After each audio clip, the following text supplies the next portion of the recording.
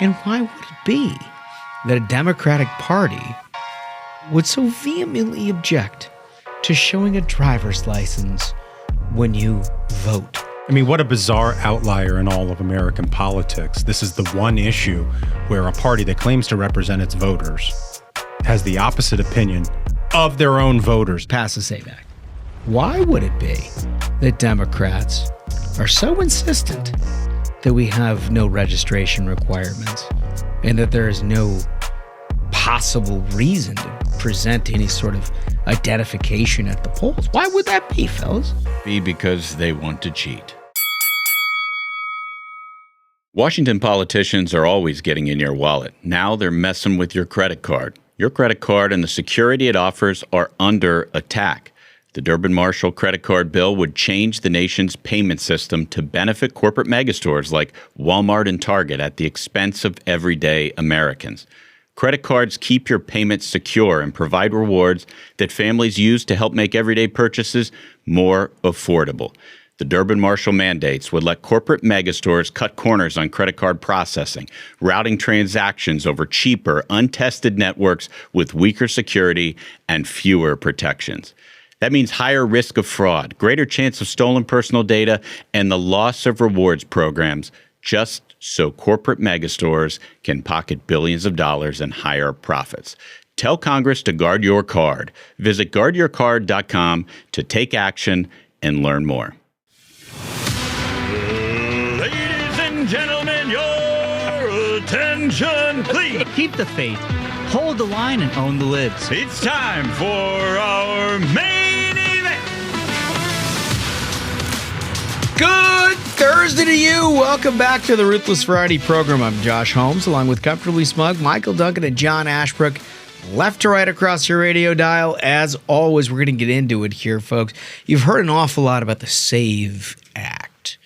Viral, I would say, online. It's become sort of a calling card for those on the right about what they would like to see done in this Congress in one form or fashion. What it goes back to is just integrity of elections. Mm-hmm. Yep. And of course, everything post-2020 and that disturbance, shall we say, has been castigated in partisan lines about who wants to do what and its partisan advantage and whatever. But what's lost in all of it is a discussion about what is basically just true and right to do with elections. And why would it be that a Democratic Party would so vehemently object to showing a driver's license when you vote for federal office? Not to mention state office and everything else, but that's really what we're talking about here, and that's the origins of the SAVE Act. Now, it does some other things. There are some registration requirements. Democrats will say they're arduous because they've stood up a cottage industry to try to ensure that they register everyone fraudulently or not, allegedly. And they deliver a whole bunch of registrations, and they've done this for decades. This is nothing new. And when you say cottage industry, you're 100% meaning there's a cottage industry. There are attorneys who have made millions, fortunes. Hundreds of millions of dollars are spent in this country. Including President Obama's bagman, Eric Holder. That's right. Is exactly right. Where the whole idea is that you register as many people as you want. When I first got started in politics, what Democrats wanted to do was auto registration for the moment that you got a driver's license. Yeah. Which, of course, as we know, in many states in this country, does not require citizenship. Oh, weird how that works. Yeah. They wanted to auto enroll you in a registration to vote. And really quickly, the funny little trick that Democrats try to play with this is they say, why wouldn't you want every American instantly automatically registered? Because, friends, anyone can show up to your local voting committee, whether it's the election, board of elections, whatever, and request a list and then cross-reference who hasn't voted in the past 10 years. Oh, just asking. I'd just like to know if you don't require an ID. I'd like a name and address for people who are not likely to show up? Just out of curiosity. Just out of curiosity. So, look, where this has gone over the years is that Democrats have basically tried to pass a series of state laws because states have control of their elections that make it easier to cheat. And we saw this all come to fruition during the COVID era, and of course in 2020, where the full pantheon of a Democratic wish list was all coming to fruition. You'd had no clean voter rolls, meaning if you were registered to vote at one address, it didn't matter if you moved 15 times. You were going to get a ballot at that address, meaning somebody who's now living at that address has 2 ballots. And that was the minimum.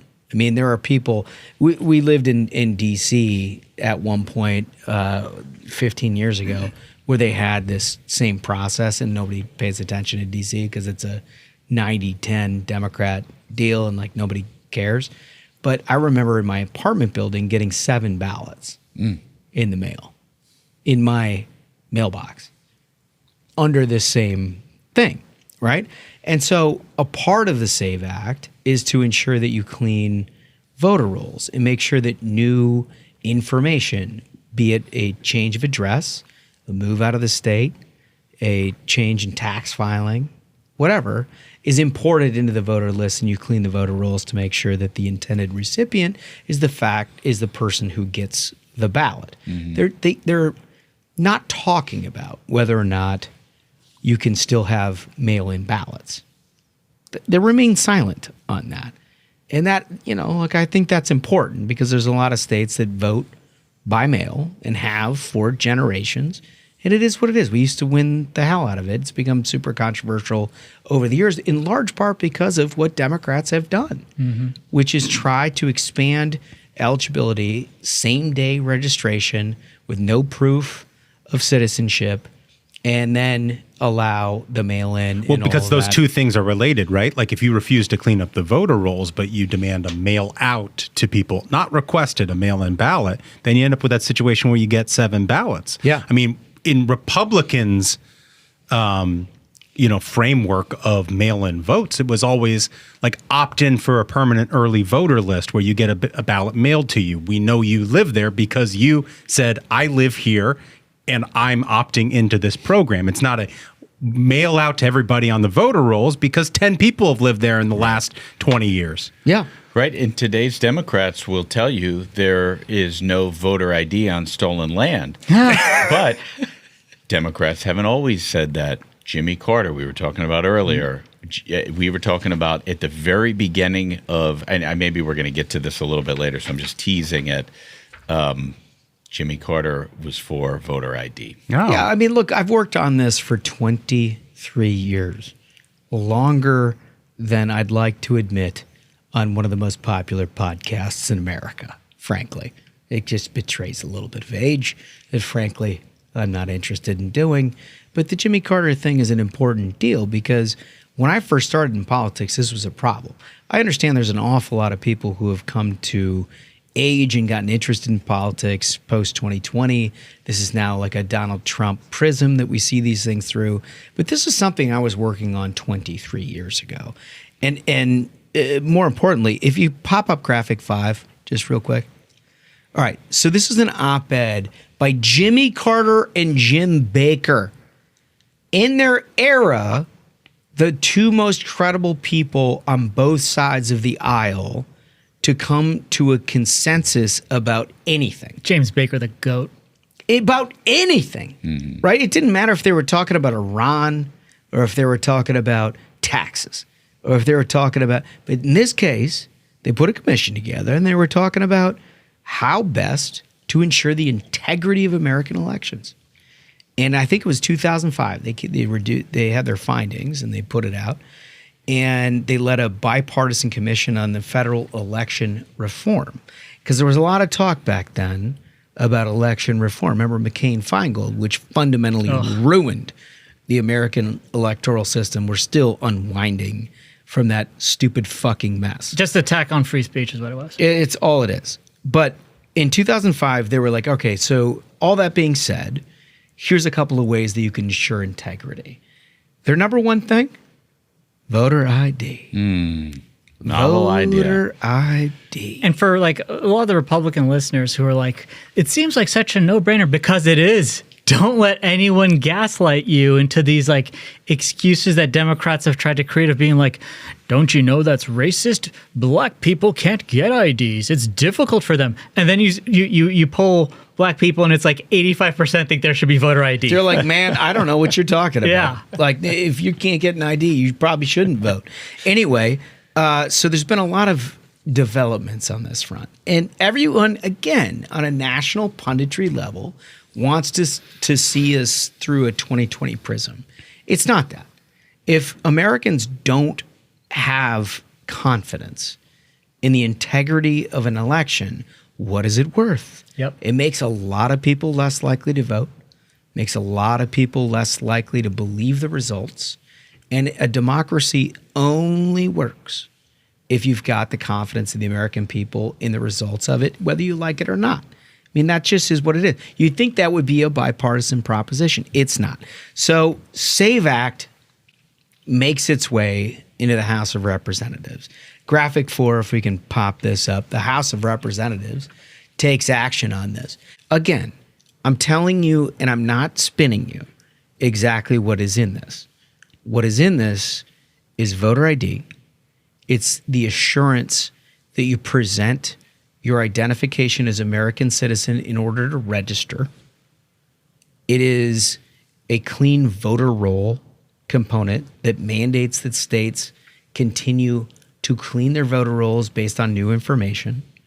It's that simple. Mm-hmm. It is not much more complicated than that. Now, there are arguments about the constitutionality of the federal government discussing with states the specifics of which they manage elections, and those arguments are what they are. This one, to me, seems to stand up to constitutional scrutiny in a lot of different ways because it's sort of nameless in how you go about voting. If you vote by mail, what your windows are, all of that, it doesn't speak to that. Mm-hmm. It's basically, if you're going to register to vote in our state, you need to come with proof of citizenship. And when you have that, we register you. Can we put that graphic back up? I just want to point out one thing on the Democrats who voted against this. Each of them inserted their ID into the voting machine in the House and then clicked no. So they were all tabulated based on ID. And if they're willing to do it for that, why can't everybody else do it for the big elections? Well. Well said. And it turns out the popular sentiment is with you. Here is Bret Baier in clip 9. Voter ID. The Senate saying they may press forward and try to push this act forward that's passed the House. Take a listen to the polling on voter ID. Normally, you might expect, hey, there'd be a big divide by party with Republicans really for it and Democrats really against it.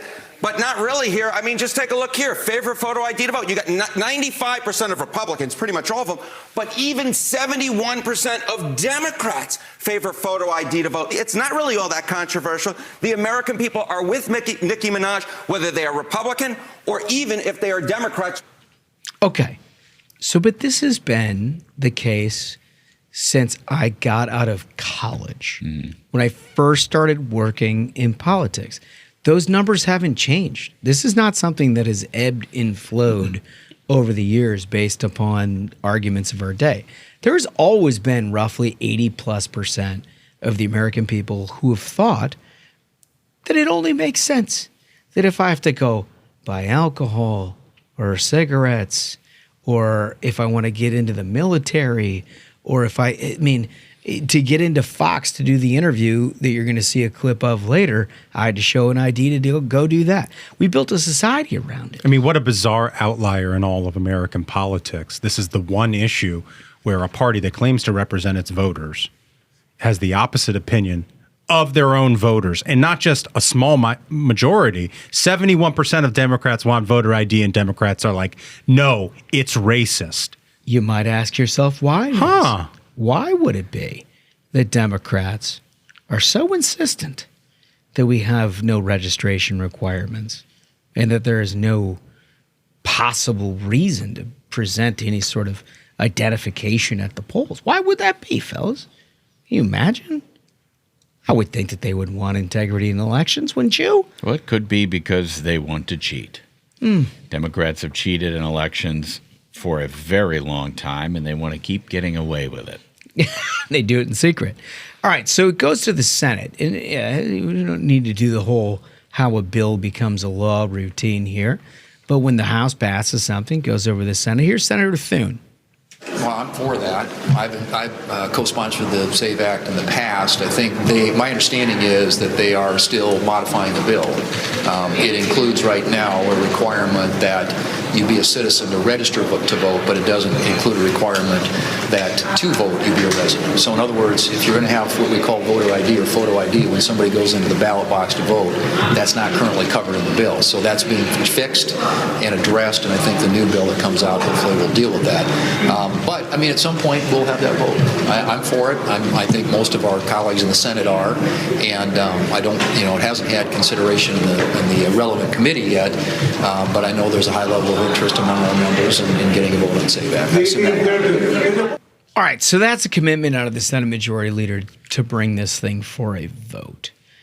And that's where things sit currently. Now, ton of unrest online and a ton of, shall we say, misinformation out there about what's in this bill, how it goes about doing its business, and how it gets processed. Quick aside, can I just say I hate the term misinformation? They're out and out lies. Just say lies. Because whenever I hear the term misinformation, I think about how libs were clubbing us over the head for a year for telling the truth. Yeah. No, I feel like I definitely agree with that. It really, like, every time I hear it, I'm like, oh, back to, like, on Twitter when Liz ran the show. Yeah. Yep. And they're like, this is misinformation. COVID didn't come from China. So we're going to get into the nitty-gritty of the SAVE Act and where it all stands with voter ID. Why do Democrats not like it? And the whole history behind it right after this. I've worked at Coca-Cola for 21 years. We're delivering Dr. Pepper from our brand new facility in Dallas, Texas. We're really proud to still make Pepsi products in America. You don't need a college degree to work here, but I put 4 kids through college by working here. This is a great place to work with great people and great American brands. Grocery stores, convenience stores, restaurants, they all depend on us. We deliver great paying jobs. We deliver beverages people love. We deliver for our community. In America, parents call the shots for their families, not bureaucrats. But the so-called App Store Accountability Act puts your child at risk. This bill requires app stores to collect children's sensitive personal data while taking away power from parents over how their child's data is handled by tech companies. Parents should get to decide if their child's age is shared with apps, not politicians. Parents should attest to their kids' ages, not turn over birth certificates to tech companies. Congress, don't put kids at greater risk online and box parents out of making decisions for their families. Tell your lawmaker to put parents first. There are better ways to keep kids safe. NetChoice is dedicated to making the internet safe for free expression and free enterprise. Learn more at netchoice.org/keep app stores safe. Okay, so listen, we're going to get back into the SAVE Act. It's worth mentioning that Byron Donalds, probably the next governor of Florida, is with us today.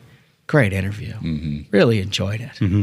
And he's strong on these issues, as they say. Outstanding guy, and like the detail that he takes an interest in is perfect for a state like Florida that has a ton of problems that needs a detail-oriented guy in charge, and Byron Donalds would be the perfect guy, it seems like. 100%. All right, so back to the SAVE Act. So the voter ID thing has been a issue I literally have worked on for 23 years. It has been a thing that has been needlessly partisan, in large part because Democrats have always had an argument. It went back to like the civil rights discussion where they were like, well, some people can't get IDs. Nonsense. They of course, everybody can get IDs. And then they said like, well, underprivileged people, they don't want to show up in person. They're intimidated by the process.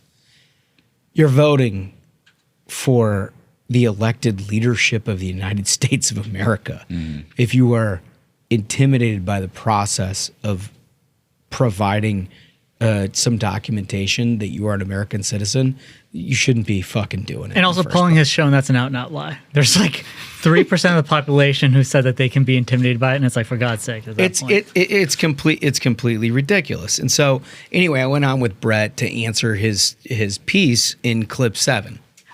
Voter ID, I've been working on this thing for longer than I can Why do you think remember. I asked you? It is a no-brainer. It's always been a no-brainer. It doesn't matter how you break down the constituencies. The American people have always been in favor of it. You have to use an ID to get a beer. Right. You have to get on a plane. You have to... We built a society around it, as it turns out, and so it would only make sense if you had to vote with one, too. I think they ought to make these people vote on this as many times as they can, because there is no defense for not wanting voter ID at the polls. But it continues to be an issue over and over again. They ought to make this a dividing line. I don't know if it's in the context of this DHS bill. They got enough stuff to try to figure out with ICE and everything else in a short time period. But it really needs to be a central focus. All right, so let me clean up the back end of this so you know what we're talking about. This has been an issue all year long. This became an issue in the context of shutting down the government or not, because Democrats saw what was happening with ICE in Minnesota, and they said, we're going to shut down the government over all of this.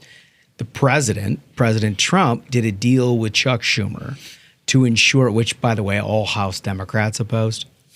Completely hilarious about where the juice is with Chuck Schumer. He's negotiating the Democrat side, and he can't bring a single fucking Democrat on board in the House. Like, maybe he's not your negotiating partner for anything in the future. Anyway, what happens is that they have a 2-week stay of execution, essentially, on the DHS component, ICE. They're going to litigate that over the next 2 weeks. That's going to come to a head. We're going to end up covering that because I don't see that going particularly well as it sits right now. But the rest of the government is funded. That was the deal that President Trump cut. The House Republicans saw, well, you want to reopen the negotiation about a must-pass bill. Toss in the old SAVE Act. Smart play. Exactly what you should do. Only a few trains are leaving the station, and this is one of them. So you might as well toss this thing in. It's 70% plus approval rating. What's the big objection? Of course, Democrats can't have it, won't do it. And the big question is why? And from my standpoint, what I was getting at there is let them explain it. Let's have a national discussion about why it is that Democrats do not believe you need to provide proof of citizenship to register to vote or proof of your identification to cast that ballot. Let's have that discussion. Let's do it every day. I don't care what else is going on. I know they've got a lot of, we got a markets bill, we got a this, that, all kinds of, every fucking constituency in America has got some piece of shit thing that's not going to improve your life one way or another. Who gives a shit? If you don't have confidence in the integrity of the ballot that you will cast next November, who cares? And if you can't get that done, then you ought to know why. Mm-hmm. Yeah. No, it's a great point. I mean, it's not just like one element of the thing is the source of the fraud in the elections. It's all these component parts that the Democrats want. They want voter rolls that you never clean. They want no proof of citizenship when people vote. They want mail-out ballots to people without them requesting it. They want people to be able to go door to door to those apartment buildings and harvest those ballots and turn them in on those people's behalf. And then now all those component parts make up for a system that's rife with opportunity for fraud. It's just as simple as that. It's as simple as that. The one piece we shouldn't forget is as soon as Democrats got power in the state of Virginia in November, what's one of the first things they proposed? Outlawing the hand counting of ballots. Oh. Why would it be?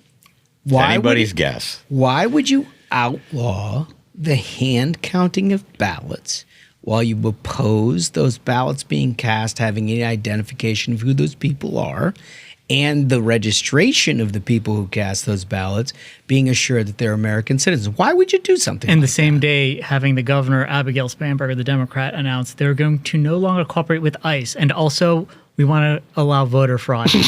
Unrelated. Dude, But here's the thing, like it just becomes so obvious to all of us. And they've made all these civil rights arguments and these impoverished, they no longer represent working class America. So that was a part of like the early 2000s debate that I had with all of these people was like, oh, wow, yeah, people don't have time to go do all that. For so long, they got by on that grift of just being like, no, you don't understand. Voter IDs mean to black people and low-income people.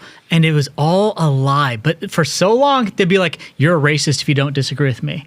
That was their weapon, and we're over it. Yeah, but totally. But just like how there's an entire cottage industry around reforming elections with these nonprofits and nice sounding places, that just care about democracy, that are funded to the hilt with, huge donations from billionaires, foreign and domestic, just like the cottage industry that propped up around things like USAID and Doge and all. Whenever you try to look at a system and make it secure, there's an entire cottage industry of left-wing groups that make all of their money on stopping you. Yeah, 100%. But just as almost every debate that I've ever been a part of in Washington, Republicans will figure out a way to fuck it up. Conservatives will figure out a way to fuck it up. Well, I mean, not all conservatives. There's just a sort of I think there's a subset of the conservative electorate that likes to demoralize people by trying to snap defeat from the jaws of victory. Yeah. Almost. Right. Because what gets engagement online is persistently telling people how much they're being disappointed by their elected leaders. Yeah, I think that's right. You heard what the House did. You heard what Thune had to say.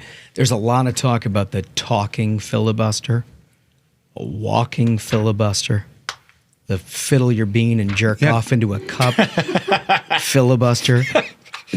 All of it is Cory Booker's like, I'm on board. All of it is the dumbest, dorkiest, stupid bullshit you'll ever hear. I spent 15 years around the Senate. This is all dumb fuckery at its highest level. There's a threshold question about whether or not you want to eliminate the filibuster. And if you're comfortable doing that in an environment where you know damn well they're going to admit D.C. is a state, Puerto Rico is a state, they're going to pack the Supreme Court and everything else based on the decision you made. Now, I think there's a really good argument about whether they'll do that anyway. Smug, you've made this point a lot. And I don't disagree. I think there is a good chance that they would do that anyway. So the whole crux of the argument is, should Republicans do everything, all options on the table? Because you know that if the Democrats ever take power again, they will. And I think recent memory on this kind of subject stings because you saw Duncan's Indiana Republicans refuse I did it. to redistrict. Right? I did it. And then Virginia hops in and instantly does it, right? Like the Indiana Republicans thought that like, if we don't do this, if we do this, then Democrats will have no excuse. So we can't do this. They didn't do it. And then Virginia jumped and said, yeah, we're doing it anyways. Yeah. Like there's never been a single mitigating factor where Democrats were scared of breaking the glass and pushing the button. They've never once shown a willingness to do that. It's always been on the Republican side, this restraint of, oh God, let's be careful. Let's get to the contours of the infighting. I think that nobody here would disagree with what it is that you just said. I think that proof is in history on all of that. The question is, what does it bring you?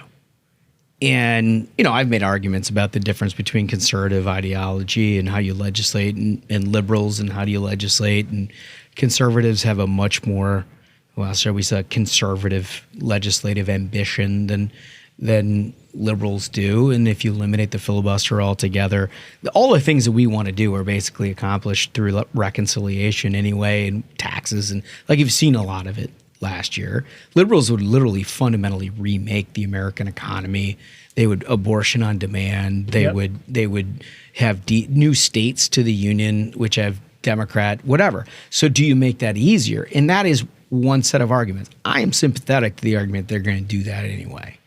But let's talk about this specific case as it relates to the SAVE Act. Because when people bring up talking filibuster, I can tell you, look, the only reason you have a 6-3 Supreme Court is because Harry Reid came to the floor and said, for appellate court judges, only for appellate court judges. I'm very frustrated about appellate court judges. And just for that and that alone, we're going to change the filibuster rules from 60 to 50. The nuclear option, as I recall. Nuclear option. And everybody was like, well, no, it's basically this is a walking, talking, jerk off in a cup filibuster change. And there was a guy who, when that happened, a Republican, who was like, I think you're going to regret this, and sooner than you'd think. Yeah, right. Because there's obviously for every action a reaction in partisan politics when your partisan fortunes change. And what happened in 15 months was that those filibuster changes that they made for that particular appellate court judge now applied to the Supreme Court because there's nothing else that you can do. I mean, of course, you've already said look, you already said you were a whore. We're just haggling over price. That's what we're doing now. And so my price is I want a Supreme Court justice. And the only reason that Merrick Garland wasn't a Supreme Court justice and Gorsuch is because of that. So there is a downstream impact on that. Now, as it relates to the SAVE Act, if that's the whole scale of your legislative ambition, and I understand an argument that this is the most important thing. I do. I really do. I think to have a functioning democracy, you need to have the whole of the American people believe that you have integrity in those elections. But this is all you've got. I don't see a legislative lineup around the corner of shit that Republicans want to do to make this country a better place other than the shit that they did last year. There's not like a new tax bill around the corner. It's not like they've got coalescence around a health care bill to combat Obamacare. It's not like we've got this value-based thing that's happening with all kinds of different... There isn't.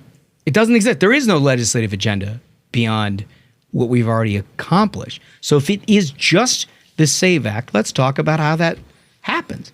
Let's say we do the talking, walking, jerk off in a cup, filibuster change. Then you pass the SAVE Act. It's done. Great. That's it. There's no filibuster. There's nothing. You're done. You are entirely vulnerable to what will be a very tough midterm election in a 2028 that is cascading upon you much quicker than you think. And you've done it for one reason and one reason only, because you wanted to do the SAVE. What the fuck do you think is going to happen to the SAVE Act? What do you think is going to happen? Think they're going to undo that? Of course they are. Now you've federalized it. And now you made it majority only. But more importantly, there's also a constitutional question, which inevitably will come up. I think it passes constitutional measure. No question about it. I think that ultimately that SAVE Act will be codified no matter if it has to go to the Supreme Court or not. But what happens is the challenge is inevitable. There will be a victim. There'll be somebody whose job it is to go register 1,000 Democrats somewhere in an apartment building that can no longer do so because of the parameters. They will file an injunction. George Soros will fund it. You'll have 9 months of court battles about that. So in 2026, what do you get? Yeah. I mean, because that's the thing, right? Is like, if we can pass the SAVE Act, let's go ahead and pass the SAVE Act. But it really feels like on the right, in sort of conservative media ecosystem on X, the SAVE Act has become a stalking horse for just eliminating the filibuster, right? And so, all right, then you eliminate the filibuster. And then there is one of those legal challenges. I can tell you the circuit it's going to come out of the 9th, right? And they're going to try to do some injunction to stop the SAVE Act from being implemented before this election anyway, I would assume. I don't know. But then you've eliminated the filibuster for a law that won't take an effect for the election you're about to have. Right. In a tough midterm in which you may lose seats. As you may hand over majorities, lawmaking majorities. And that is why we think about things a little bit differently here on the Ruthless Friday program, is that it's not just about what we want. I have worked for 23 fucking years on this very thing. Like, one of the things that attracted me about the job that I took in the Senate was that the guy was the literal petitioner in FEC versus McConnell to try to take down the left's entire perversion of a campaign finance system. That they no longer really wanted Americans to have the ability to vote. They wanted to make sure that they stacked the decks in one way or another. I've been involved in this for 20 years doing this. It's not new. This didn't happen in 2020 for me. Like, it's been a multiple decade experience. But the other thing that kind of bothers me about the discourse around the SAVE Act, again, if you can pass it in the Senate, pass it 100%. But the problem with the discourse around it, I think, is it becomes a preemptive excuse for, like, if Republicans don't win the midterm. You'd be like, well, you didn't do that. You didn't do it. You didn't pass the SAVE Act. That's the reason why we lost the election. Meanwhile, you get a lot of don't vote because it won't count anyway. Well, I mean, here's the thing. Folks. Does anybody forget? We won in 2024. We won the House. We won the Senate. We won the presidency without it. Right. So I don't think it's the determining factor. It obviously would be better if we had more voter integrity in our election. No question. But very clearly, we've won previous elections without it. Right. And so like the logic of that whole thing doesn't follow. But like tweets don't have to follow logic. They just have to get retweets. Yeah. And that's where I see what I'm saying? The worm turns on this thing is it's gotten a little bit weird on the right. Anything that becomes, remember cut, cap, save? Cut, cap, balance. Or cut, cap, balance, or whatever. It was a totally unworkable, completely ridiculous thing, but it was a nice bumper sticker, and so everybody was like, well, if you can't pass that, then what do we have, Republican majority? Never mind that you had President Obama, who was ultimately going to veto all of that stuff. Also, online, especially like on X and on social media, you can't have, part of the reason this podcast is so successful is you can't have a 10, 15-minute discussion going into the details like we just did. Right. Most people only see, 90 characters from someone saying that, like, well, if we don't pass the SAVE Act today by any means necessary, they're going to put us against the wall. We're all shot. Like, that gets your attention more than a 10-hour or a 10-minute conversation of going over what and one other thing, because I am sympathetic to your argument, Smug, of like they're going to do it anyway. They're going to get rid of the filibuster. I 100% agree. I mean, I agree. The last time they had the Senate, right? Like they ran Kirsten Sinema and Joe Manchin out of the conference because they wouldn't vote to eliminate the filibuster. So obviously they want to do it, but like let's just talk about it for a practical matter here for a second. It's like, okay, they do get control of the Senate. They're not going to eliminate the filibuster in the next 2 years because Donald Trump is president. Right. Well, I mean, they can. They can, but like they're not going to get much out of that. Well, he'll veto. Right. He'll veto. So really, what would be the point? Why would they risk the political capital of going first in this game of chicken with Donald Trump still there? Right. So I think ultimately, if you don't eliminate the filibuster to pass the SAVE Act or whatever, like ultimately this is going to be litigated again in a 2028 situation. Where like then the American people kind of get to decide and ask politicians whether they support doing that, which I am more in favor of than like fundamentally changing the rules of the Senate. Yeah, because we're frustrated we can't get what we want. And like, look, everybody gets a little frustrated about this, but this is where you have to be a little wary. I don't know if you all have noticed. There's a fair number of influencers on the right that have gotten a lot of that going around. I've noticed a little hazy lately. I mean, we got people all over the place. I mean, we covered the whole Candace and whatever thing, but like, there's more out there. Got to be very careful about where you get your information when you're talking about specific things like this. That's why I hope you tell all your friends, like and subscribe to the Ruthless Friday program, because we're going to give it to you honestly and really. But I wanted to provide this as like a case study. One, because it's been a long time since I've been the Wizard of Oz. And like I just had I used to be accused of this all the time. And like this was some fun times for me to get reinserted into the middle of it. So there's this guy, let's put up I want to pull him out because I feel like he deserves special mention. Graphic 6. All right, Tony Seruga. And what does it say? He's a, Can we hold go, on, no, go back. It says he's an investor, a board member, a big data pioneer, Intel Ops, CIA and NSA, Contractor, He's a contractor, whistleblower, AI implementer, AI M&A, healthcare M&A. Space warfare tech M&A. He's doing a lot of M&A. Yeah, there's a lot of stuff there. And he's got over 300,000 followers, of which he's dutifully worked to try to cultivate over the years with clear and concise information that you all know, because he has the capabilities as a CIA contractor of getting to the bottom of all of this and ensuring that he knows the real truth. Right? Okay. So he put up a tweet this week where he said that it was McConnell that's ultimately the reason the SAVE Act has not passed the Senate. Now, I don't know what his position is. I've never asked. I haven't talked to him in a while, but I've never asked what his position is on this or whether they have committee action or what it is. But in this, I would say 4,000-word diatribe to get to the bottom of why it is that the SAVE Act has not gotten done, he states a couple of obvious facts. One is that he remains the Senate Republican leader, which was news to John Thune because he did run for it and, in fact, was elected to it 13 months ago. But Tony apparently wasn't totally up on all of that because he's now saying that he remains the Republican leader, and he has a small, tight inner circle. The real command structure today, as he says, looks roughly like this with these Trump-hating picks. First one, me. Yes. Me. Yeah.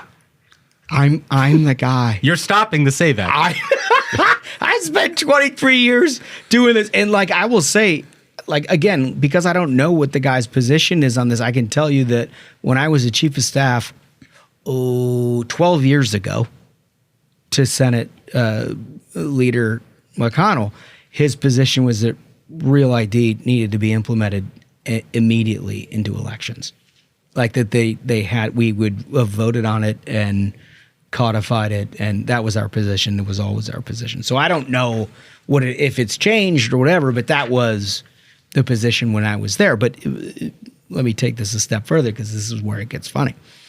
McConnell's longtime consigliere and one-time chief of staff remains his public strategist and fixer on the outside. Someone should probably tell him that. Holmes' consulting firm Cavalry acts as a informal command node. Let's go. A bridge between donor networks, media, and Senate staff decisions. So I'm pulling the trigger because he's leader of the Senate. I'm pulling the trigger on what is and is not ultimately considered. And you're also a consigliere, so you're a secret Italian. I think that's the most heinous accusation. That's the most heinous accusation of all of them. So this thing goes on, as I said, for 1,400 words. I don't have it in front of me, but then he's got like 4 or 5 other names that are key components of people who are involved in the conspiracy, all of whom have never worked for McConnell. If those names are actual people, I've never met them. I have no, like, it was, I wish I had it in front of me because some of it was the most hilarious shit I've ever seen in my life. CIA contractor, 318,000 people. I'm telling you the ultimate truth about why it is that the SAVE Act is not getting done. So let me tell you about his chief of staff, Syorky Bannister, and his dick fuck friends. It was like, dude, this is not real. Like, none of this shit is real. And it went on for like 17 paragraphs, and I had thousands of replies in my mentions about this, being like, dude, can you address this? And people who are listening to this program who were like, hey, man, like, I know this is probably crazy, but like, I listen to you every day. Like, can you just sort of sort this out for us? And I listen, you're not supposed to be an expert. That's why you're listening to us. So I get it. I understand where you're coming at us with this stuff. It does get a little frustrating. Don't get me wrong, because a Google search on any of that would disprove it. But you got to be real careful about whether it's SAVE Act, or whether it's Iran, or whether it's Venezuela, or whether it's Israel, or whether it's whatever, of people who have gotten into the space of conservative influencing proclaiming to know what it is that the fuck that they're talking about. Can I say a big portion of this is whenever there's a problem, folks always wish that there were like a button you can push to solve it. Mm-hmm. You know what I mean? Like I want the easy button. Yeah. Like, and that can be like, oh, well, we would have everything we wanted if not for this one thing. One thing. Yeah, not all of politics turns out like House of Cards. Like there isn't some secret malignant force that's causing you all their problems. Sometimes it's just the machinations of Congress. Like they don't do things a lot. And back in the Old West, there would be these guys who'd have like a covered wagon. They'd show up to town and they'd be like, oh, you've got arthritis? Oh, you're blind? Have a sip of this. Yeah. The snake oil salesman. And this is what has now become prevalent online is the person who's like, I bet I could get 1,000 retweets if I say, here's why we haven't gotten what we wanted, and cook up some crazy shit and be like, here you go. This is why. These are the people to blame. And they'll get those retweets. But here's the problem is diminishing returns. Because if you want to have a reputation that lasts longer than the 30 minutes you're getting those retweets, if you want to have a reputation of where people listen to you for years, I mean, we've had this show for 5 years now, and it's because our audience continues growing because we won't sell you the snake oil, and it's because our reputation is based on being there, explaining things, and being right, and giving the info. And give you the arguments, regardless of whether or not you agree with them. The arguments are just we just presented the arguments. We obviously have our opinions. But honestly, I've spent 23 years being on the record on this. Google it. I don't, you know what I mean? All right, Kurt Signetti. I don't know, fellas. This guy says he worked for the CIA, and that organization usually has the best interests of American conservatives in mind on a day-to-day basis. I mean, it's in their mission statement, I think. Every person who works there just wants conservatives to get ahead. It brings us to our question of the day, and I could talk about this forever. I mean, I feel like we could do a special episode on like careful of what you read on the internet, and there's like boomer editions. Yeah, but we tried to help with the AI for Ashbrook. We did. Mm-hmm. Thank you for that, by the way. I felt it's always instructive. A lot of comments that were saying it was helpful. I'm not the only one who wonders. I think bottom line is like our thing, pass the SAVE Act. Everyone here wants to pass the SAVE Act and is doing everything possible to help make that happen. But if, contrary to what you may hear by a what is this M&A healthcare M&A space warfare tech M&A who CIA. I've never heard of this gentleman, and I know people who have actually closed deals and all of that. You gotta always. Here's another online tip from digital guru Michael Duncan. You always got to be skeptical of people who feel like they have to credential themselves over and over and over again on their Twitter account. If you don't know, you don't know. Yeah. I mean, it's a lot. It's a lot. It's a lot. But either you pass the SAVE Act or you make them own the truth. And the truth is they want people here illegally to vote.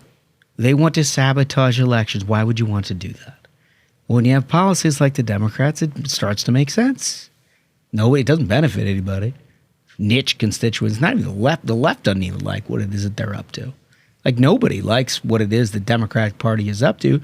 Their natural constituency in elections is like 20% or less. So they got to take what they can get. So you get some illegals, you get some voter registration, you try to muck around with ballots and multiple ballots and mail-out ballots and all kinds of different things. Like this all starts to make a lot more sense. So make them own it. Let's have a national discussion about it. I can't imagine there's anything like other than like keep the government open. Obviously, we need troops paid and stuff like that. ICE needs to continue to do the work. They need to do the mandate that Trump was here to do. But if we can't have a national discussion about whether or not there is a major party in America that doesn't want integrity in ballots, I don't know what we're doing here. Mm-hmm. Like, of course we need to have that discussion. Oh, that's right. So keep voting on it. That's the critique I would say to Senate leadership. Once a week, file cloture, fill the tree. And then I'm not explaining what that is. File a cloture, fill the tree, make them vote, and then move on to whatever else. Next week, same thing. Just keep doing it over and over again until these people explain to you why it is that they want illegal people to vote. The beatings will continue until morale improves. Exactly. Exactly. It brings us to our question of the day, which is what is it going to take to get elected Democrats on board with voter ID? Great question. I don't know. I mean, but you're going to be funny about it. When you like and subscribe to the Ruthless Friday program, we'll read all of your answers. We're going to get back to you on Fun Time Friday, and when you're funny about it, you get on the program because we read absolutely every one of them. So use a little bit of humor, and we'll talk to you on Friday about all of that. When we come back, we're going to get to your responses from last episode, and then we're going to play a game. We've got a little theater kid leftover stuff that we dealt with on Tuesday. All right, after this. Okay, when you like and subscribe to the Ruthless Friday program or read all of your comments, get back to the very next episode. To do that, we always start with a voice. Okay, first comment comes from Whose House? Whose House writes, I think we're, parenthetically, America, I think we're missing an opportunity to monetize these protests. We've already got 4 to 5 teams, Portland, Chicago, Minnesota, LA. We should turn this protesting into a game or a sport. Develop rules and pit protest groups against one another. There's even a fledgling college feeder group. Oh, like a AAA system. That's right. It's the kind of creative thinking that makes America this wonderful. Is good. We could wager on all of it, like who's going to set fire to the police station. That's That is smart stuff. Whose house? We could start doing an NIL program for those college protesters. You could do that. Maybe a video game. This guy shows a lot of promise. Yeah. I love it. All right, comment 2, Dunks Runks. This is from Tosh Ferratu. Tosh Ferratu writes, many of these protesters are the same people who hold up their phones throughout an entire concert so they can let everyone know that they were at the concert. That's so good. It's an addiction to petty online validation. I think they're right. Dude, that is it. That's great. Dude, that's it. Nailed it. That's great. Tosh Ferratu, I want you to know you're my spirit animal. This has been a thing that is just... Can I sound like a boomer for a minute here? I used to go to so many concerts. I love live music. And I can almost remember the year when it became that now you've got idiots with their phones out. And it's like, dude, I am trying to enjoy a live show. Everyone here probably paid way too much to see this band play. And now you've got your phones up and whatever. So I think I've mentioned it before. I was very lucky. I got to go with my family to see Fleetwood Mac play in New York City, Madison Square. And I'd guess the median age of that audience was 60. And there wasn't a single damn phone in the air. Everyone was in their chair. I ordered bourbon. It came to me in a real glass, not one of the plastic ones. And I got to hear them play Rumors. And I was like, you know what? This is the best. I love these people. This is what the world used to be like. Is people used to show up to a concert and have a good time with their friends and family. Imagine that. Imagine that. Dude, I went to a baseball game last spring with my kids, and I sat behind a couple of people who were literally just phone videoing the game. And I was like, fucking go home. Go home. Watch it on TV. The coverage is going to be a lot better than that iPhone. I can assure you of that. Like, what's the purpose of this? And I think it's just like what Tosh Ferratu described is the quality of the video is shit. You're ruining it for everyone, but you want to put it on your Instagram story and be like, I was there.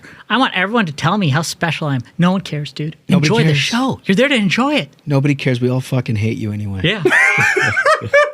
Yeah. And I hate you double now that you videoed and took up my time. 10 times. With that nonsense. Fuck you. It was a great episode. All right, comment 3, Smuggles. What do we got? This is from 12 Labors. I'm guessing that's a Hercules reference. Good for them. The worst part is they don't actually believe this shit. They just think it's an exciting way to feel good about their lives and hang with their in-group.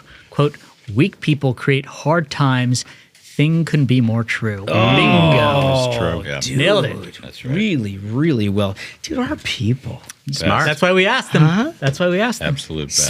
Smart. I'm smart. Smart. Not dumb like they say. Not dumb like they say. I mean, I will say that is fantastic. All right, so we got to play a game, fellas. Yes. It's Thursday, and so It's our feature presentation. It's been a long time since I've not been the feature presentation here on the King of the Hill. Yep, we had someone who cared about the law. I got rode out by an activist court. It's a conservative court. Yeah. We follow the law around here. Well, that'll be for others to decide. Well, I'm the judge today. Very fair. And I'm going to be the bailiff, and I'm going to run a tough one. Well, that's good. And who are you bringing, Smug? Adam Kinzinger. Adam Kinzinger. I've got the champ, Cheri Jacobus. And I got to say, before we begin, the champ over here was very concerned about whether my court would be a court of integrity. Oh, is that right? And Why would he question your law? No. He questioned my integrity. That's Ashbrook. He always just mouths off for no reason. Because I was robbed in the previous game, but I would never let some sort of personal thing get in the way. Never. Fairest judge in the game. Like That's Lady right. Justice himself. Prepare yourself for a 2-round knockout, folks. Adam Kinzinger is about to win. Okay. Let's go ringside. Ladies and gentlemen, your attention, please. It's time for King of the Hill. In the blue corner, fighting from a former congressional district, Adam Kinzinger. So hilarious. And now, in the red corner, fighting from her own Twitter account and current champion of the world, Commie Cheri Jacobus. Nice. This is fantastic. All right, so the champ goes first. I'll instruct the champion to deliver this exhibit forthwith. Okay. Thank you, bailiff. Thank you very much. If we could start with exhibit number 5, please, Cheri Jacobus.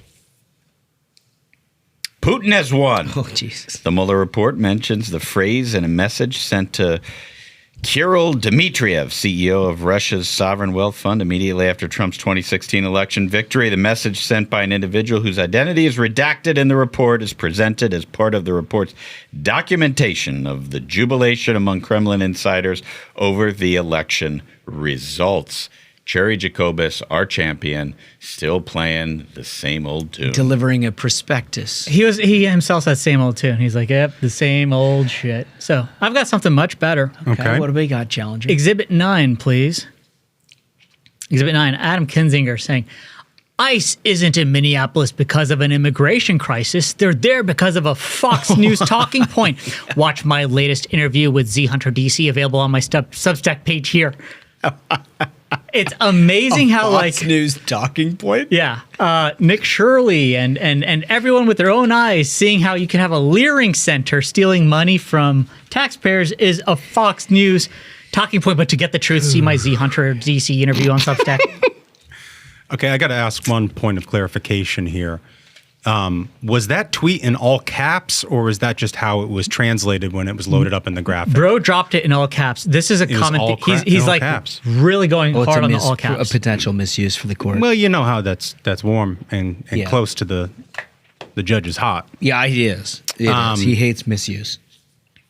And what I also love about the Kinzinger take is that he still has the Slava Ukraini. It's still up there. He's still going to in the get fight. point. He's going to get points simply for his handle. Yeah, he's just still fighting that fight. But so is Cheri Jacobus, sort of like that last Japanese soldier on the island. Yeah. She's still in on the 2016 Russian collusion. And also with the prospectus. You know, she was basically given a financial report. Well, and it's just interesting that in this age, you know, if you wanted to talk about redacted files, like you could go in on the Epstein files. And I think all we're going this to do thing. that Friday. We got to do it, dude. There's so much good stuff in there. Everything we warned of. Yeah. But she's still in on the Russia 2016 thing. And so, like, credit to her in that. And also some artistry she had in there where she italicized and bolded the top of the tweet. I didn't know she had that in her. Yeah. You know, because usually, italicized. You know, usually it's pretty raw what she puts up there. Yeah, I mean, that's a lot of internet. This is a tough one. I think I got to give the edge to Kinzinger. Beautiful. Okay. Got to give the edge. That's a fair judge. All right. That's a fair judge. I'm going to go for the finisher because I want Ashbrook mad forever about this 2-round knockout. Sure. Exhibit 11, please. And it's topical to today's episode. Wait, this is another one in all caps? Correct. Oh my he's all gosh. caps. Like I said, he's lost it. He's all caps. And again, very germane to our earlier discussion. Trump just said Republicans should, quote, take over the voting and nationalize it. That's authoritarianism, full stop. The silence from elected Republicans is cowardice, and it's dangerous heading into November. Okay. Okay. Okay. Exhibit 4, please. Cheri Jacobus quote tweets an image of some ICE rental facilities, and she writes, someone asked on Facebook if Trump's concentration camps are near railroads for easier transport of massive numbers of human beings in boxcars. No. Hagerstown, Maryland is a hub city for trains. Trump concentration camp is a done deal there. Okay. That's Cheri Jacobus. Okay. First of all, like the trains. Every major city in America is a hub for trains in some way, either freight or passenger. So, I mean, that aside. Hagerstown's a nice pull, though. It's a good pull. Concentration camp and boxcars. The reference to two, obviously being the Holocaust, kind of takes this thing to a whole nother level. And for that reason, Cheri wins round 2. Oh, she's always good for a few. Yeah. That one really was, wow. All right, champion. What do we got to finish this thing off? Okay, Exhibit 3, and she's doing a modified quote from President Trump here. Remember, this is a former Republican. It's the same topic again. It's like a one-trick pony. She writes, and a whole paragraph of the Bailiff, same shit. will you silence him? Yeah. No, please hold commentary until afterwards, please. She writes, Trump, quote, I need the kind of generals that Hitler had, close quote, according to reports in The Atlantic and books by journalists. And books by journalists. Yeah. Trump expressed frustration with the lack of loyalty from his own military leaders, telling Kelly he wanted, quote, German generals, close quote, like those who served Hitler, who were, quote, totally loyal and followed orders. That's Cheri Jacobus. I'm going to go straight for the W here. Exhibit 10, please. This is caps, italicized, and bold.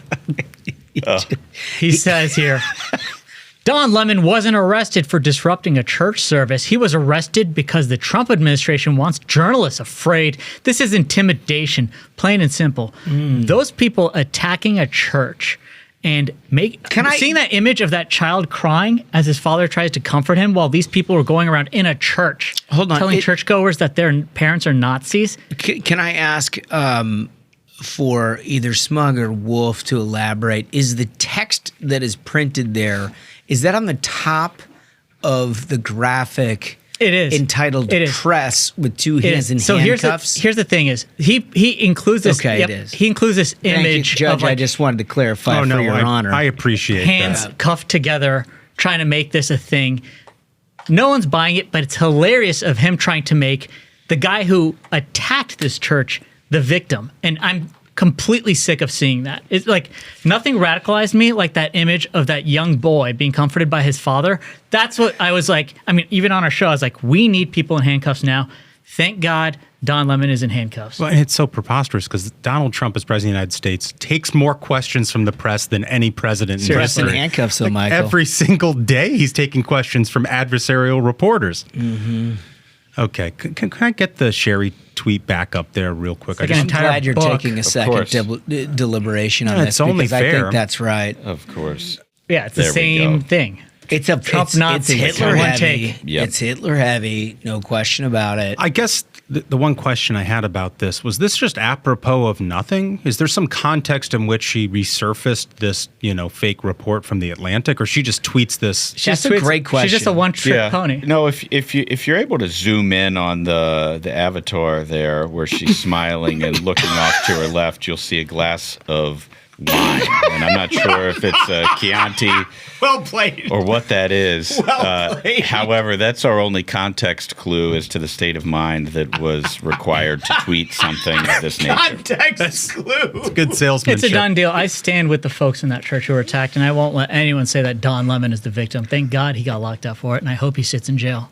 This is a tough call for the judge and jury. Yeah, I mean, I didn't give you round one, Ashbrook, because I did feel like it's kind of warmed over. Maybe I'm just building up a resistance to Cheri Jacobus a little. Well, no, I mean, like I gave him the one on the boxcars and the Holocaust stuff. Well, the boxcars were new. We haven't dealt with the boxcars. Resurfacing the Russiagate stuff feels a little warmed over. Yeah. And I think that's sort of my take here on the third one, too. It's like she's still arguing ancient history stuff and not present day context. She has to hop over a higher bar, I think. Yep. I think she should maybe just tweet about stuff that is happening today and not in the mind palace of her brain. The generals thing does seem, and I appreciate the question as the bailiff, because that's what I would like to get to too. Is there something that happened in American history that gave rise to this sort of thought process? And I think the answer that maybe a glass of Chianti is all that it took is probably enough. I wanted to give her a fair shake in this court, in the highest court in the land. Yes. Unfortunately, we have a new champion. Yep. I think so too. It's a very fair We court. are so lucky to have a fair judge. We are so lucky. We are so lucky. No question about it. Great game of King of the Hill.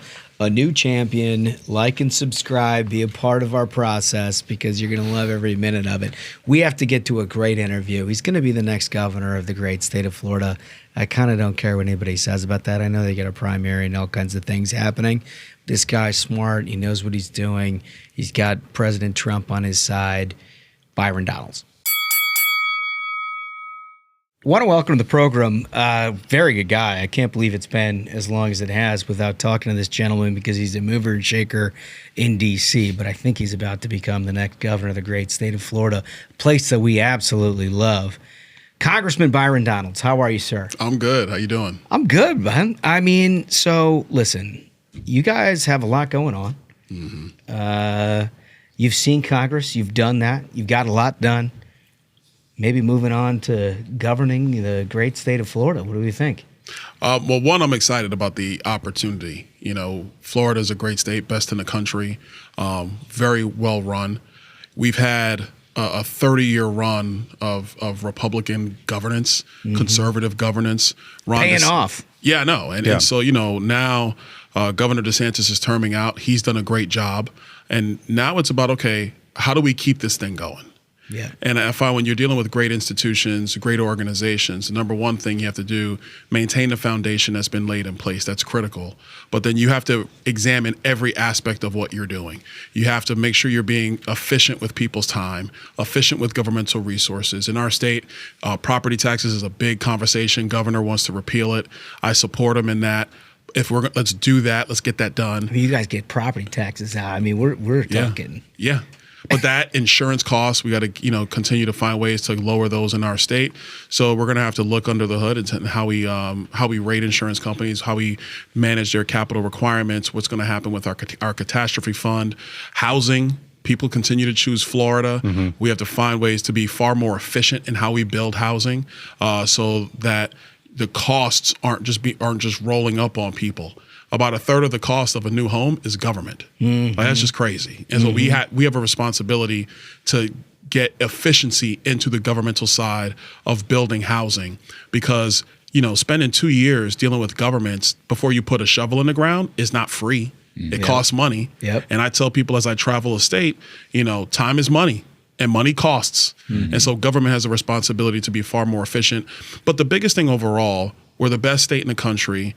I want 30 years into the future, when I'm long gone, I'm sitting by my fire pit back in Naples, with a glass of tequila and a cigar. There you go. I want Florida to still be the best state in the country. And then the biggest thing we're focused on, we want to make sure we also get done, making sure that our young people who are in elementary schools right now, middle schools right now, that when they walk across that stage, graduating high school, they're economically viable. They have either the credentials or the skill set, the background knowledge, mastery of core subject matter, so they can go directly into the workforce, make real money, start families, and build their American dream in Florida.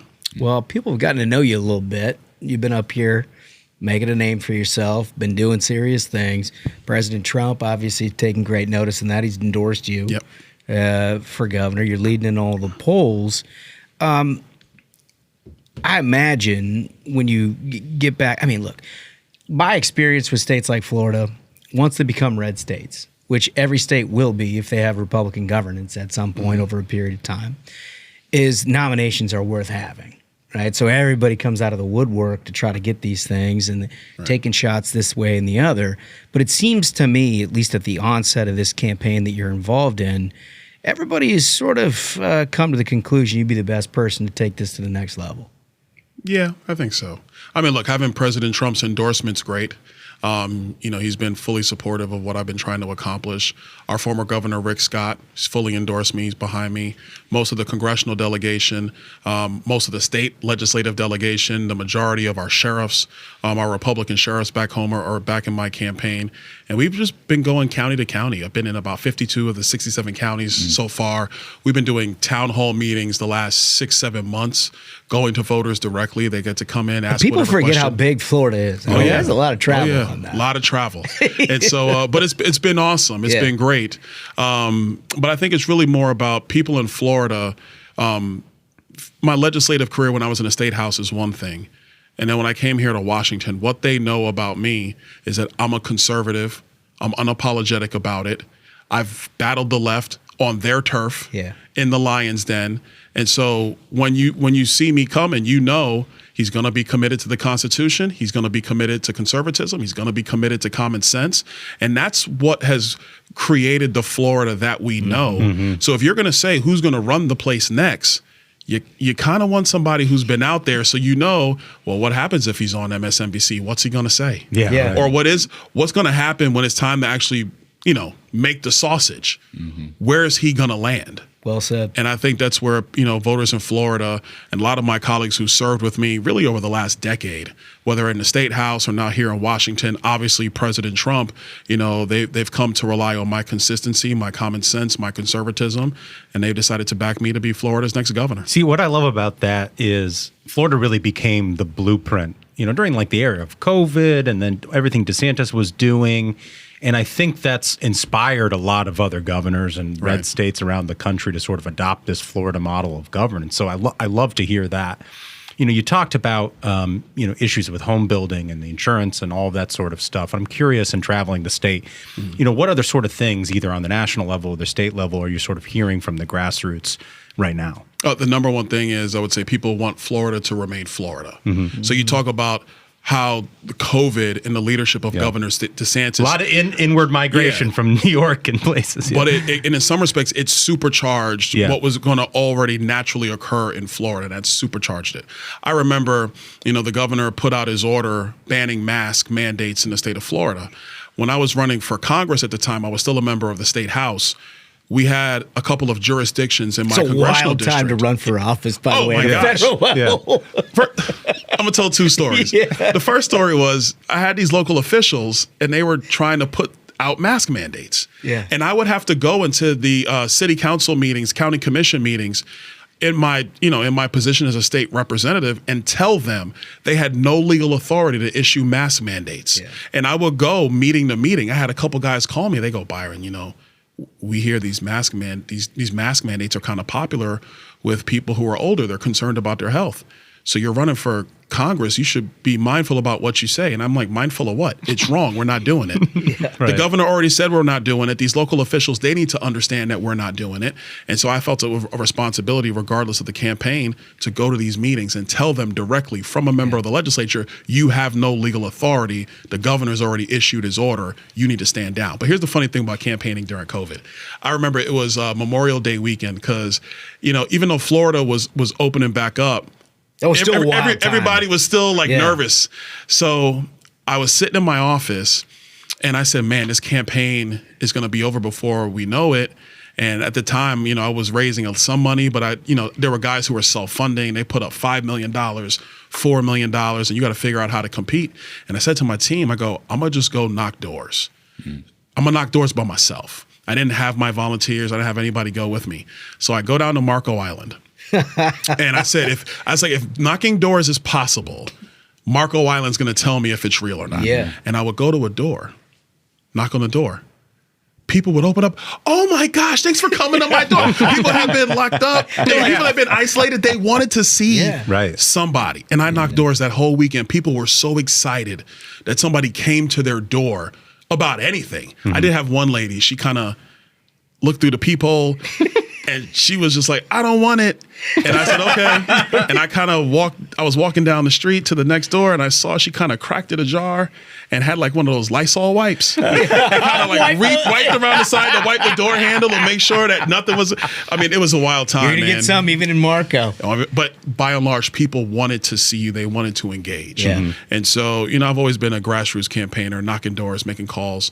And so doing it in that COVID environment told me people were ready. And so we just hit the ground running, knocked I'm about 10,000 surprised that whole doors and kept process going. wasn't sidetracked by somebody pulling you off into their dock and snook fishing for a couple hours, because that was some lonely times. They'll try. Like a fishing buddy at that point. They'll try. But you got to stay focused. Yeah. Some people really wanted to talk because they hadn't seen anybody. Yeah. And I was like, listen, I love you. Here's my palm card. I got to get to the next door.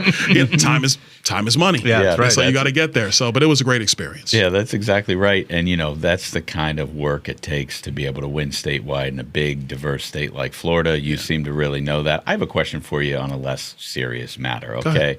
I'm probably not the only guy in this town who, when cold weather hits, I open up my weather app and see what's the temperature in Florida. Because I'm like, that's okay, not all you surely. do. You're also on Zillow and Redfin and everything else. Checking out Isla Mirada. Yeah. So, but it's been pretty cold down there. Yeah. And I don't need to tell you that, but like you open up the app and you're like, maybe it's going to be 72 and I can just dream about what it would be like someday. You make it and you go to Florida. There have been a lot of iguanas falling out of trees because of the cold weather. And It's the ultimate Florida man situation. Well, Lee, you got some video on this, right? It is currently so cold here in South Florida that iguanas like this one are falling out of the trees. So today, we're making iguana tacos. Whenever we have these cold fronts and they start falling down, a lot of people will go out and collect them to help control the number in the population. But they do have the nickname chicken of the trees because they're absolutely delicious. So rather than let this one go to waste, we're going to make tacos. Chicken of the It's a good thing I managed to remove this one when I did, because inside I found over 20 eggs. So by removing this one iguana, we've actually saved the environment from over 20 iguanas come spring. And you guys know that I like to waste as little as possible. So in addition to making the tacos, I'm also going to try to preserve the skin, and any leftovers are used as crab trap bait, so zero waste. After 30 minutes, I removed the iguana meat, set it to the side so that it could cool down, and then add the iguana eggs to the hot water to soft boil. Once it was done, I topped it with black pepper and lime, and we have our sauce. And there we have it, iguana tacos. Now that right there is a Florida man taco. If you can't beat them, eat them. Are we thinking iguana tacos is something worth trying? It sure seems like a renewable resource to me. I'm not trying it. Might end up in one of the Chinese food restaurants. They lost me at the egg sauce thing. Yeah, what's that all about? I felt like that. Like it's not weird enough to just have a chicken of the tree situation. Man. But you all do some crazy stuff with the animal. You got pythons. The pythons and the glades is the big problem. Yeah. And so, they don't, like iguanas, they don't respond well to cold weather like this. Yeah. So we're thinking that might have helped our python problem in the glades.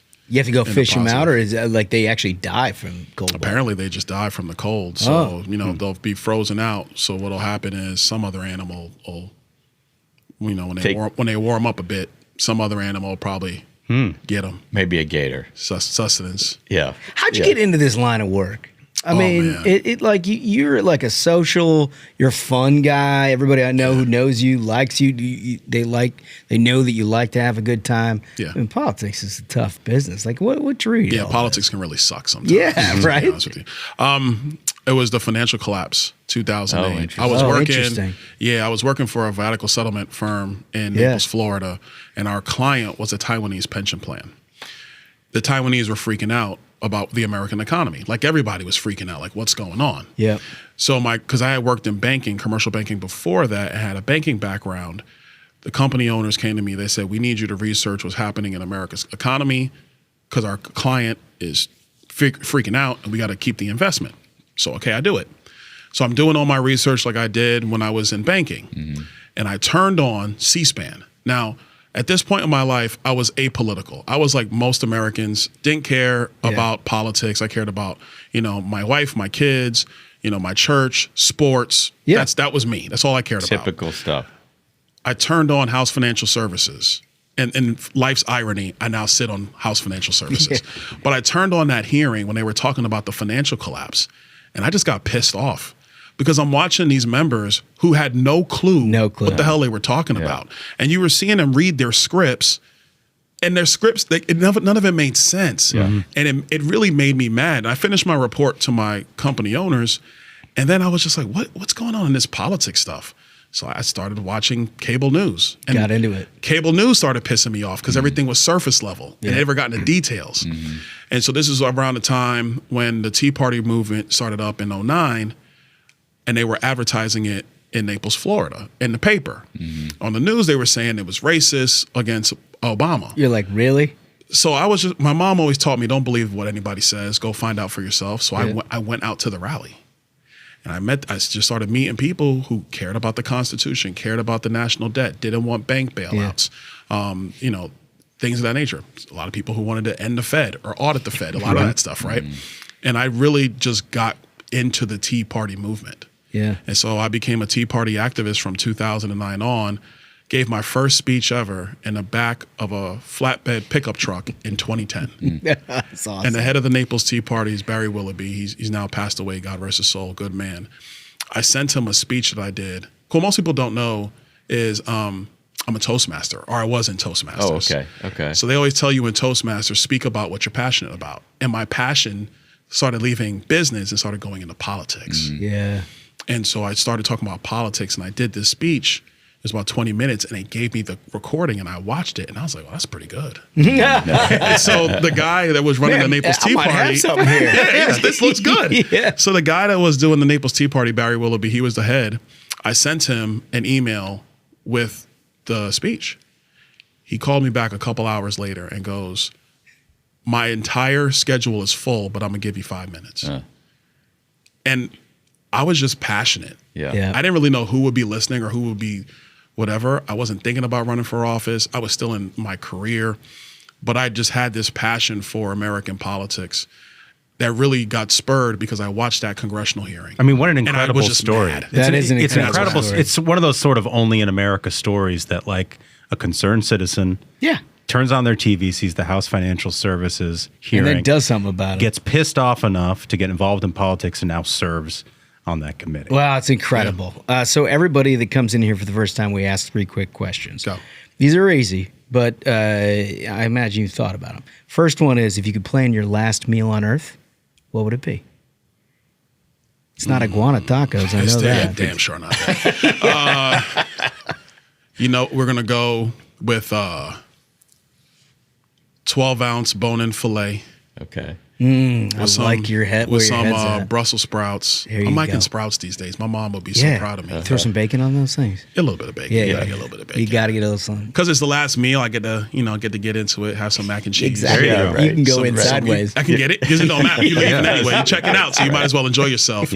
And probably a glass of 14-year Balvenie, Caribbean cask. What a great order. Wow, Neat, no ice. Neat. I feel like you might have hammered this in a way that we haven't heard in a while. Right.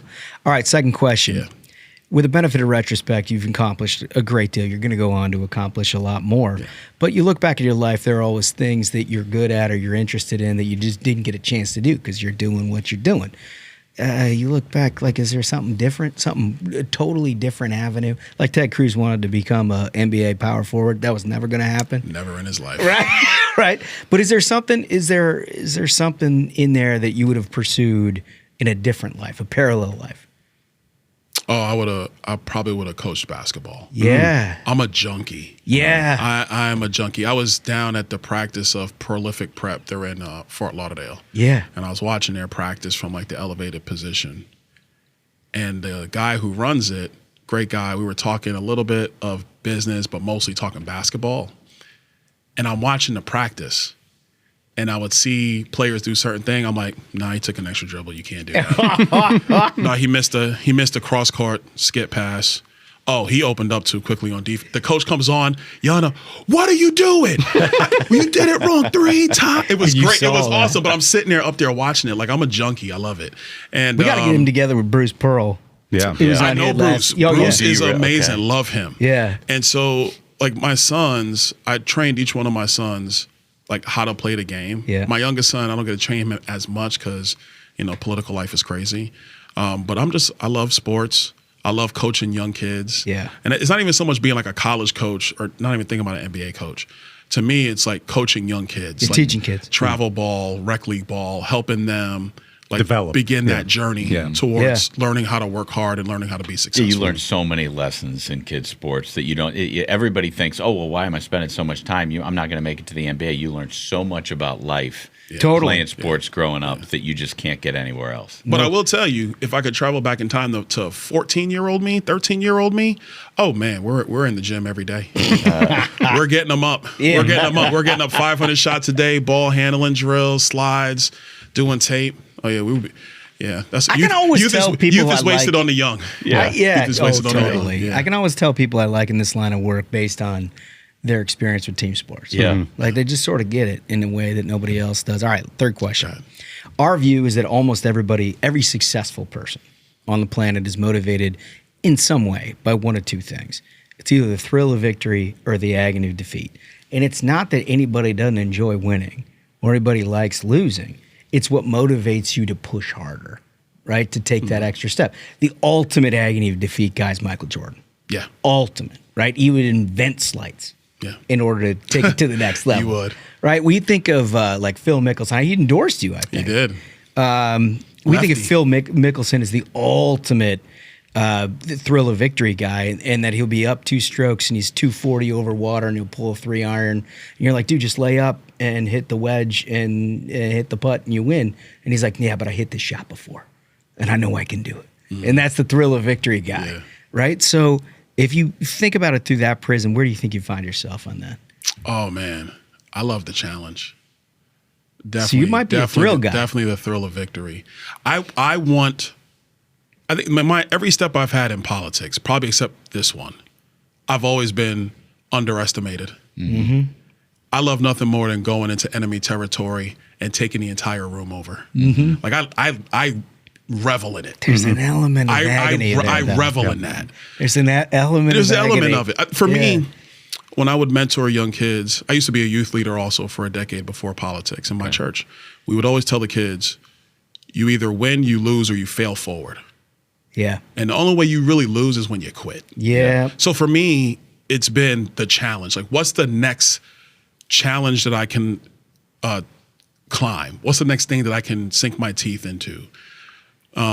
That's a thrill guy. That's me, I think man. that's a thrill guy. Bet on yourself. You know, when you come to a crossroads in life, take the hard road. Yeah. The hard road will tell you more about yourself than anything else. Byron Donalds, That's me. incredible. So if anybody wants to help out with the campaign, where do they go? ByronDonalds.com. Everything's Byron Donalds. Yeah. At Byron Donalds on X, Instagram, Facebook. ByronDonalds.com. I'm glad I got all those domains and stuff. I got them all like a decade ago, man. So I'm glad I got them all. So, Thinking ahead. Well, thank you so much for joining us. Really appreciate it. Good luck. Thanks, guys. Appreciate you guys. Smug, I know you loved his story about what got him into this business. The right reason. Like, you hear that and you're like, oh my God. Yeah. He's talking about you, dude. He's talking about you. It's the I heard that exact and I same was story. like, oh, yes, yes, yes. A million times yes. Like, how many times I had to hear Maxine Waters? I was like, he knows what I went through. Yeah, that's exactly. He feels me. He knows. Of course, you're referring to the stupidity of this financial committee in the House and not knowing what they're doing in regards to the financial crisis in 2008. And it just got so many guys like Byron Donalds, like you and others involved, because they're like, hey, I can do better than these idiots in Washington. Yeah. Yeah. And you got a little sense of who he is and he answered the 3 questions I thought very forthrightly. Mm-hmm. He had hard takes and all of that, which is terrific. Listen, our question of the day, when you like and subscribe to the Ruthless Friday program, we read all of your answers. Our question is, what's it going to take to get Democrats on board with voter ID? I want to hear some funny stuff because it's Fun Time Friday.